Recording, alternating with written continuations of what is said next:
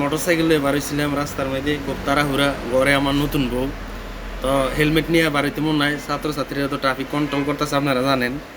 তো হঠাৎ করে এক মোড়ের মধ্যে আমার ধরলো, বললো কি ভাই আপনার লাইসেন্স দেখান। লাইসেন্স দেখাইলাম, মানি ব্যাগে আসছিল, কাগজও দিলাম, তো আপনি হেলমেট কই? আমি কই, ভাই ঘরে আমার নতুন বউ, তাড়াহুড়া করে হেলমেট আনতাম পারি নাই।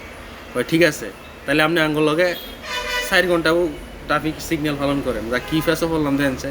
এটার লাগে কি আমরা দেশ স্বাধীন করছিলাম? আর সেখানতে 4 ঘন্টা ট্রাফিক পালন করে কদ্দূর সামনে গেছি গা। সামনে গেছি গা পরে আরেক মনে করেন যে একটা কাম সাইরা মনে করেন সামনে রাস্তা পার হইতেছি আর কি।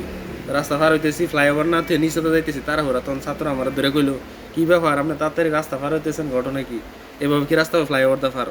তো আমি কইলাম, ভাই ঘরে আমার নতুন বউ, তাড়াতাড়ি যাইতে হইব। না আপনি আরও আমগুলো খারে 2 ঘন্টা না ট্রাফিক সিগন্যাল দেন, ঠিক আছে গাড়ি থামান, গাড়ি লাইন সোজা করেন। এটার লাগে কি আমরা দেশ স্বাধীন করছিলাম? দেখেন সে দিই ভাই, এরা যে আমার বুঝে না আমার মনের কষ্ট, ঘরে তো আমার নতুন বউ।